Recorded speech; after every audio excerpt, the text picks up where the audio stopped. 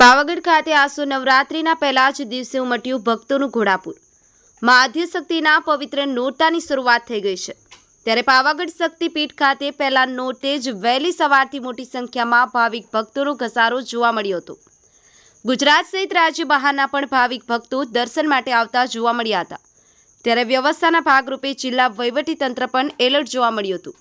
Bureau report BNTV news Gujarat. Ramesh સત્યની સાથે આપણી આસપાસ બનતી ઘટનાના સમાચાર જોવા માટે BNTV ન્યૂઝ ગુજરાતને લાઇક કરો, શેર કરો, ચેનલને સબસ્ક્રાઇબ કરો।